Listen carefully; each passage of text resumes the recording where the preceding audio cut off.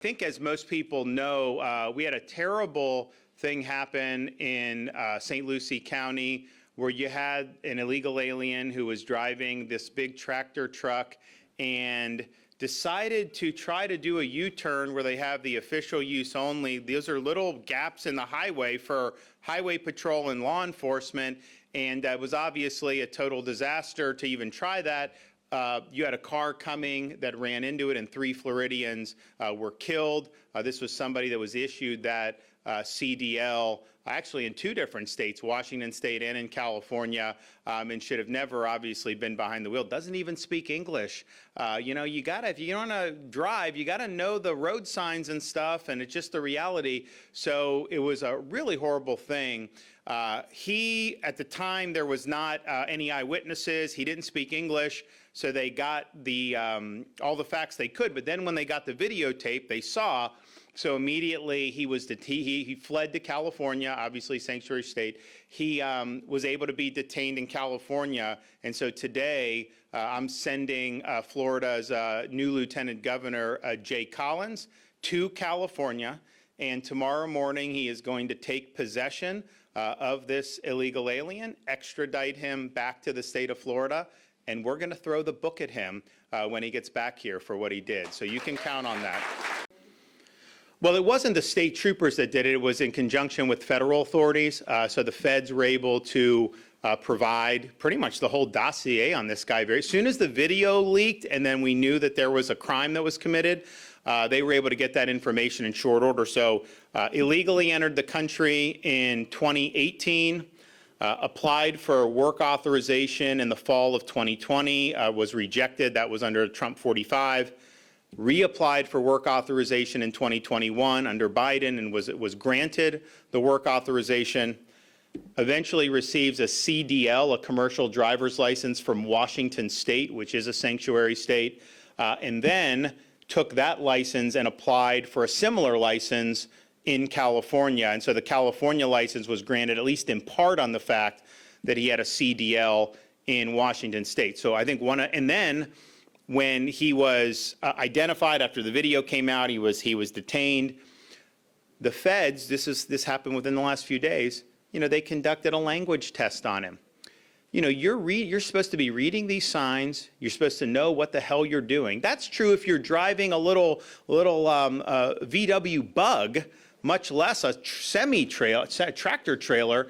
And yet this guy, he abysmally failed the English test, like not even close, like not even broken English. Like this guy did not know English, and yet somehow he was given a CDL by Washington and a CDL by the state of California, and that should not have happened. That is wrong that happened.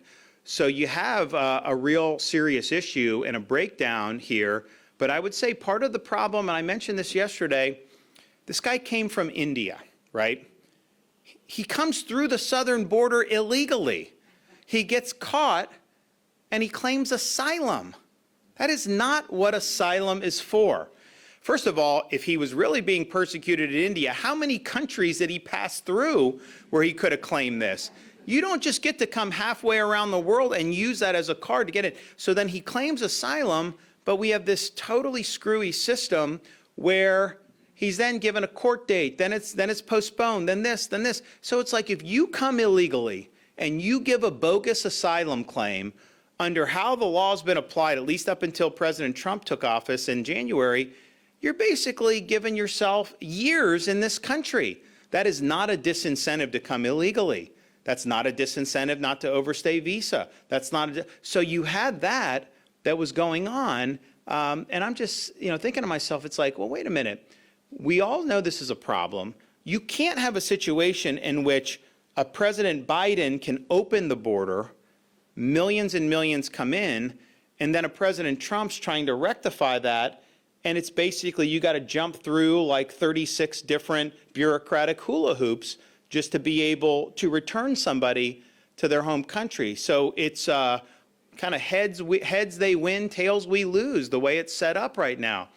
And so my question is, we have a Republican Congress. All these guys, I've watched them for years. They all run, and when they're running for election, oh, I'm so tough on border immigration, no illegal, all that. Then they get in there, and what do they do about it? Have they passed legislation? Have they sought legislation to clean up the mess? Have they passed legislation to be able to get this done so that we don't have these problems? No, they've been in for how many months? They haven't even attempted it that I've seen. What about sanctuary states? Now, we're not a sanctuary state in Florida. We banned sanctuary cities my first year. We've got very strong policies, and it's honestly, it benefits citizens in Florida to have those strong policies.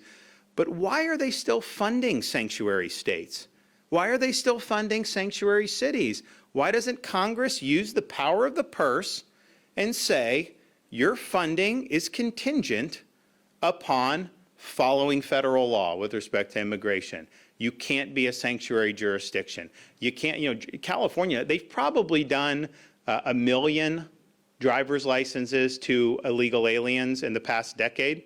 Now, Florida law, we don't recognize that license in Florida. We don't issue driver's license for people who are here illegally. We don't let local governments do ID cards because, some of the local governments would want to get involved in that. We ban that.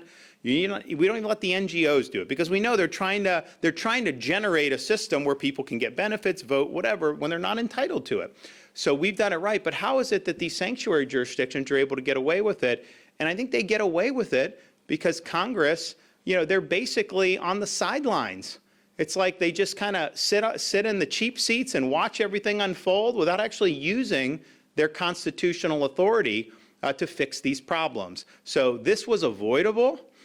This should have never happened.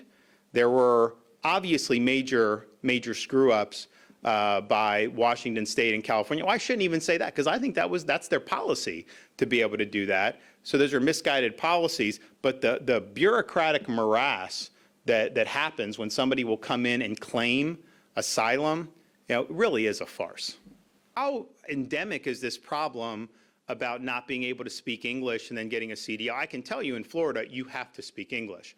So anyone that is able to obtain a CDL without doing that is getting it unlawfully. We require that. I think most states do. I think probably federal law requires them to be able to do it. So I don't know the answer to your question writ large overall. I know for us, we've been very clear, you have to do it. We're also making sure, like, hey, is there anything more we need to do to make sure that that's honored? My sense is it's been honored in Florida, but clearly this guy would not have passed the test in Washington or California based on the test that was just done on him by the federal immigration officials. It would not have happened.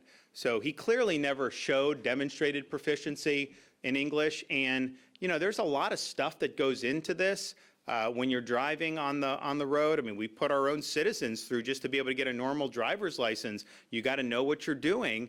And, look, Florida, we got enough problem with some of our drivers. I mean, it's like, let's just be honest here. Do we really need to have more? We really want people who are not eligible to be in this country, don't speak English, trying to maneuver a tractor trailer like this? Like, no, I don't think that that's the right thing to do. So we're going to look more deeply into what happened in Washington State, what happened in California, because I would imagine, I don't think, well, knowing those states, you never know. But I think it would be hard for them to actually put on paper, you don't have to speak English to drive these heavy vehicles in the United States. I think it would be hard for them to get away with that. And I don't know that they've actually put that on paper. If they did, that's a huge scandal. But if they say you have to do English and then just aren't enforcing it, that's another problem too. And I think there should be accountability for it. And I said, as soon as we got, the facts on this, which, I know the video came out, I think over the weekend or Friday or something. And I commented on Monday because I wanted to get as much facts as I could. I didn't want to just pop off. I wanted to know what we were dealing with. But I said, we're going to hold this guy accountable, 100% criminal charges, and he's going to be in prison for a long time. But we also got to look at the company. How is he doing? The company put him in there. Did the company not look to see whether he could speak English? I mean, how do you hire somebody? Hey, how are you going to drive that? No English? Like, no, you have got to speak English. And there had to be a process where you were able to say, and this guy didn't speak English. So that's a huge problem with the company. So we're looking through that and seeing. And then we're also looking at the conduct of these other states to see, what recourse there's. It's harder when you're talking about other states. It just is, legally and constitutionally. But, how is it fair that, like Florida, we're doing the right thing? We've enacted the safe policies. We've enacted policies to discourage illegal immigration, not to encourage it. California does the opposite. Washington State, sanctuary state, they are inviting people to come illegally to their state. And, you can say, well, that's the policies they've chosen, but those policies spill over to our states. And that's the problem, I think, that you have. And that's why I think Congress, they need to get with the program here, and they need to start enacting some policies to protect states like Florida from the excesses of the sanctuary states throughout these United States. Okay.